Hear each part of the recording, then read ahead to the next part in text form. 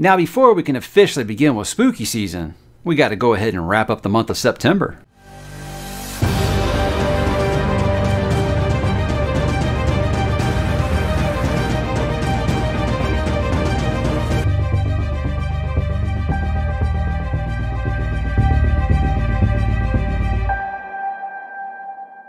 Hey, what's up, bookworms? Mike back with another monthly wrap-up, this time for September of 2023. Taking a look at some of the best and maybe some of the not-so-good that I read in the month of September. We're already headed towards the fall here, guys. This is an exciting time of year. You know, you got spooky season, then you got the holidays here in the States. It's a great time to be alive. Let's go ahead and look back at the month of September. Now, everything that I read in the month of September. One novella, guys. I read 7 manga volumes. I read 5 novels. I got 3 things that were kind of incomplete in the works. I don't know. Let's talk about those first. Toll the Hounds. Obviously, I did make a little progress, and I think I read about 200 plus pages this month. I'm at about the quarter mark of Toll the Hounds. Again, the goal for that is to kind of end it before the end of this year. The Passage by Justin Cronin, I actually didn't really get to it this month, so I decided I was just going to shelve it until after spooky season. I had lots of people being like, oh, well, if you didn't like it, you know, why don't you just go ahead and just give it up. I would just DNF it if I'm not liking it, guys. Just kind of victim of the numbers game, and I knew in spooky season I wasn't going to be able to force it through, so I said, well, I'll just go ahead and put that off until November. And I'm working on Lost Hero. That's a Percy Jackson, the sequel series, the Heroes of Olympus. We're about, gosh, we're pretty close to the end of that one. But, you know, we did take a big long break over the summer, but now we're back to doing those each night. But as for the things I did finish reading, a couple, like I said, novella. I got the one novella, Strange Dogs, that was in the Expanse universe. And, of course, Persepolis Rising, as I have started that final act of the Expanse. And it's a heck of a cliffhanger, this book. I was I continue to be thrilled with the Expanse series. I think with this one, it was almost like a I don't even want to say like a heist rescue kind of. I don't know. Without giving away too much, it's just I liked a lot about the book, but it definitely did feel like an act number 1. You know, you're dealing with some absolute loonies. You got really like a new villain and stuff because there is that time jump. And it's one of those things, usually I can look at this and be like, well, I can see where the villain's coming from. This one, I'm like, that's a little wild. But yeah, heck of a cliffhanger. And I'm very excited to see where it is headed. It was very hard for me not to just go ahead and say, you know, F my schedule. I'm going to go ahead and read 8 and 9 now because I am in that final run-up. But it's been a great time. Incredibly consistent series is The Expanse. Flowers for Algernon. Another one of those classics, finally getting it off my list here by Daniel Keyes. That one, terrific. Just terrific book. It deserves all of the praise that it does get. Sword of Kaigen by M.L. Wong. I did get my beautiful Wraith-marked Kickstarter edition of that book, and I did finally get to read it. Enjoyed it quite a bit. It does quite a subversion a couple of times, and it just had incredible action. I mean, the action scenes in that. I mean, there's one stretch for like almost 300 pages, just non-stop action, and she writes action really good. So I liked. I thought that the magic system was just enough to keep it to where it felt kind of fantasy, but almost like in that Greenbone Saga kind of way, where it kind of felt like it could be our world, you know. But because I went into it thinking this is like you know, it's like Shogun, this is like you know, ancient feudal Japan kind of stuff. But I had no idea that it was going to kind of be somewhat modern, but with a hint of magic in there and stuff. But yeah, very good. Had your coming of age story. It had your, you know, your hero with kind of a hidden or shrouded past that you kind of get a little bit more of as it goes along. Terrific read. Blood of Dragons finally got to wrap up the Rainwild Chronicles. If you've been following my weekly updates, you know that Rainwilds really were kind of somewhat a miss for me. I think of the 4 books, only one of them was one that I think what I would say is a good book. The others were pretty much, 1 and 2 were almost unreadable for me. 3 I liked a lot. 4 was kind of 1 foot in, 1 foot out. Just never really connected with the characters in that series. And Blood of Dragons kind of went closer back to what I didn't like about the first 2 books. I don't like love triangles. I could not relate with any of the characters because I don't know. I just felt like they were all just really at each other's throats the whole time. Didn't really like the dragons, and it's really hard to make me not like dragons. And I'm very excited to be getting back to Fitz and the Fool here very soon because I miss those characters. And yeah, this was made me realize how much I miss those characters. So I've had lots of people ask me, can I skip the Rainwild Chronicles? I don't know if I'd go that far, but I'd say that if you did I don't think it's going to break the series for you. I think her series is constructed that way to where you can skip those little sub-series if you want to just read just the Fitz books. I mean, I don't think you should because Live Ship's amazing. But yeah, if you want to skip these, I don't know. With 3 books left, I don't know. Maybe some of the stuff could tie in big time here to the final 3 books. But ask me right now, maybe. Ascendant by Michael R. Miller, first book in the Songs of Chaos series. I liked it because I thought it kind of subverted a little bit of the YA dragon fantasy. I think everybody always wants to go to Aragon with these things. I think with this, I really liked how Holt was just a dude. You know, it was no chosen one kind of storyline, and it kind of played with the idea of, you know, is this person who kind of wrongly entered into this dragon rider world, kind of wrongly did it take someone else's place that was supposed to get it. So it kind of plays around with that.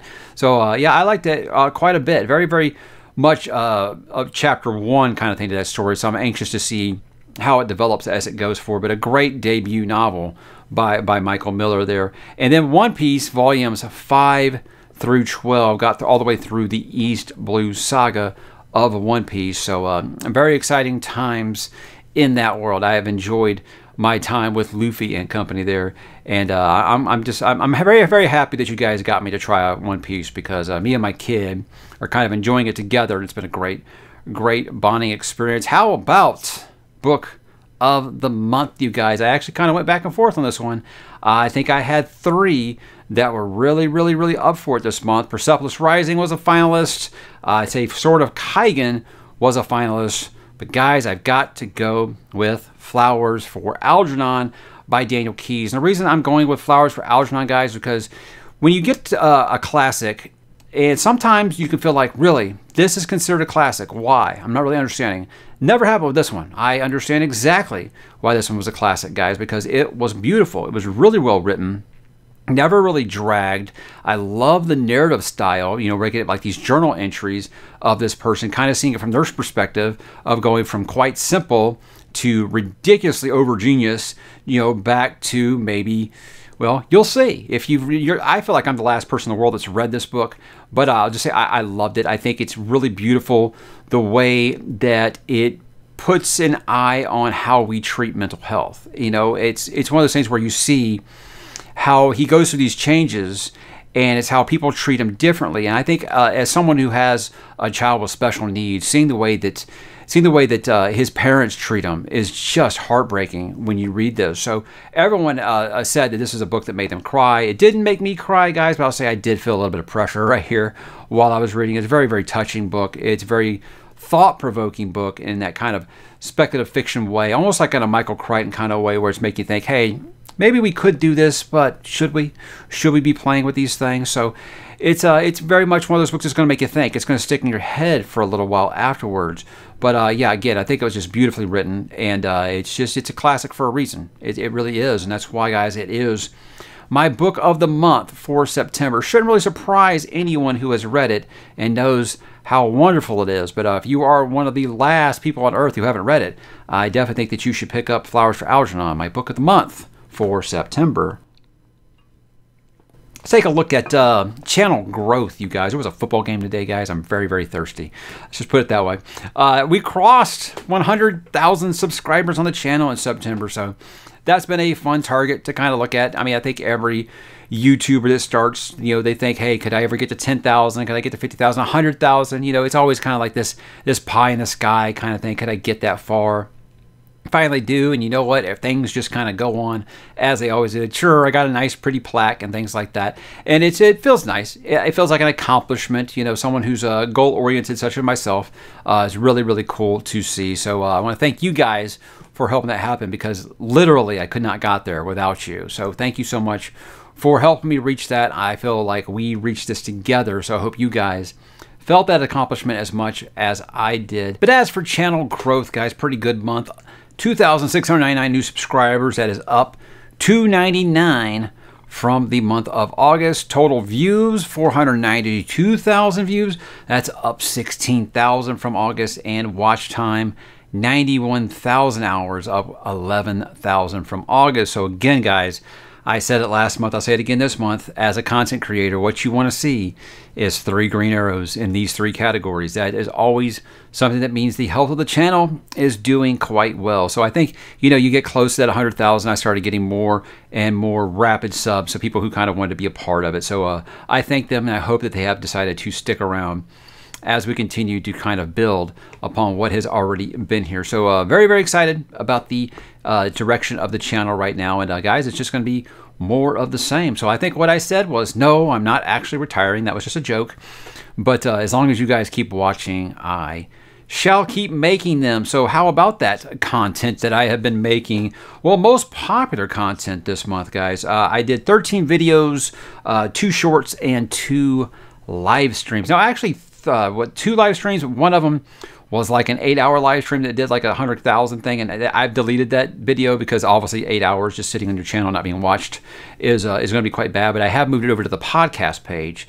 So if you guys don't know how to get to the podcast page, I'll direct you to that down below. But let's take a look at the most popular of those videos. Completed series to break your TBR for 19,000 views. That one, guys, was one where just I've had so many people be like, that series you're talking about sounds really great, but I'm not going to start it until the series is completed. So I say, hey, here's a handful of ones that are completed, and I think maybe you should go ahead and pick them up if you just want to kind of binge through them real fast. So lots of fun feedback in that one. My automatic authors as of 2023 has 15,000 views. It isn't necessarily like my favorite authors, but ones that whatever they put out, no questions asked, no matter what it is. It could be their grocery list written on a napkin, I'm going to go ahead and pick it up. So I think it surprised some people, some authors that I left out of that more so than with the authors that I had on there.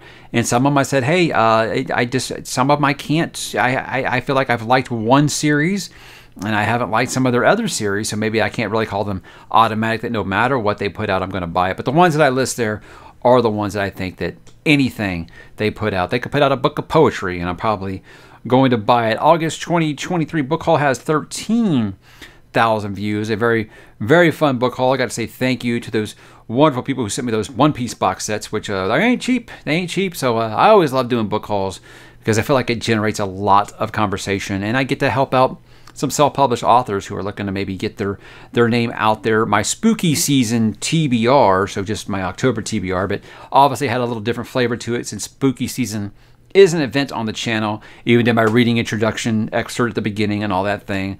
12,000 views, so lots of people. I always get a lot of participation, not necessarily when I make horror videos, but if I'm reading horror books, a lot of people will join me on some of those books. So I talk about the 6 that I'm reading. I've actually started one already. I'm reading Last Days by Adam Neville right now, but there are 5 others, so check that out if you're looking to join me. And then I talked about One Piece, the East Blue Saga. I felt like I owed it to those people who sent me all those manga to at least read and review the first arc here on the channel. That one has 7,000 views. I know that it sounds weird when I say that 7,000 views is kind of disappointing. Not necessarily what I mean disappointing, is just that as many people that hounded me to read and review those on the channel, I was surprised it kind of didn't have better legs than it does. But again, it's hard to get upset about a video that has 7,000 views on it. A couple of my favorites that didn't really rank up here. The 2 I'll first talk about Nothing with ManCarryingThing. Obviously, ManCarryingThing. Jake is a role model to all booktubers because booktubers don't usually grow as fast as he has, and he also has influenced me and his wife Nadia to start our show Post Credits over on Mike's Media Reviews with my wife. So it was very, very fun, and I think it gave me a lot of ideas of things that I wanted to try. So again, that's definitely one of the booktubers I look up to, and I'm glad that he spent a good 90 minutes just bullshitting with me on the channel. These were new. Why I gave up on Peter v. Brett. I always want to say Brent Weeks. Why I gave up on Peter v. Brett, and my Good and the Bad of the Lord of the Rings. Those just came out this past week, so obviously those numbers aren't going to be as good as some of these others, but those are some of my favorites that I did this month that didn't quite make the top 5. How about those channel goals for October? Do I have goals for October? Always it's a lot of fun to say, hey, we're going to try to get to 100,000. I think my only internal target left this year is to hit 15 million lifetime views. I should hit that, but you never know. The holidays can be treacherous to a booktuber. Your things can go in and out during this time span. Sometimes a lot of people have a lot of time off work and they're watching more YouTube. Sometimes they're traveling a lot with family and they're not watching very much YouTube. So I think it's a realistic goal, but that would be the only one. Really, me is, I think in October, I just want to get more of my audience interested in horror, because that seems like it's a really, really tough sell to my audience. Look, I talked about the One Piece video. I know anytime I talk about books that aren't fantasy on my channel, it's a tough sell, because the majority of my audience does read just fantasy books. So when I start talking about, thrillers, or I start talking about a lot of science fiction, they really want me to go back to just fantasy. So the month of October always is going to kind of have that theme of getting them spooky reads in there. This will be the last year that I move all my spooky stuff to just October. I want to kind of get those, year round, and maybe that can kind of help people decide to get on the horror train here with me. But really, that's my goal in October, is to get more people to not only read horror, but read horror that isn't just Stephen King. That was something that was important to me to try, and that's why I've got a lot of first-time horror authors, or for me, they'll be first time I'm reading these authors, in this month of the spooky season here. So that'll be to, if I can influence others to try to pick up some of these horror books that might be a little outside their comfort zone, that's always a nice goal. I mentioned Mike's media reviews. I think I'd like to just get back to the point of paying attention to both channels. Now look, Mike's book reviews is always going to be my baby. It's going to be my primary. That's the one I'm never going to neglect. But I also don't want to start a second channel and then not update it for 6 months. That was never a plan. The fact that me and my wife had decided to start this show called Post Credits, where we just talk about what we've watched, just quick, probably under 10-minute videos. I think that's something really, really manageable for us to do. And it was a ton of fun, and the reception that you guys have given us have been really, really great. And I'm just glad that, after 4 years of doing this, I finally got her to get on the YouTube with me. That's very exciting. So I think I just like to find a nice balance here, because we're always going to be watching something. It'd be nice to just be able to talk about those once in a while, and we'll be doing some more of those this week. So I think, just like I said, finding a nice balance between these two would be a goal, I think, for both channels, but mostly Mike's book reviews, where I don't feel like I'm spending so much time on this channel, I don't have time for anything else. So but again, I will never ever neglect this channel, because it is always going to be my primary function. I am yours to command, guys. So hey, I hope you'll check out Mike's media reviews as well as hang around here. I would love to know how your month of September went. What was your book of the month? What was your favorite video that I put out this month? What was your least favorite video that I put out this month? Again, guys, these things are always welcome to be discussed here. No problems with criticism. That's how I get better. That's how we all get better. We talk about these things. But I hope you guys will join me down in the comments below, and I will talk to you there.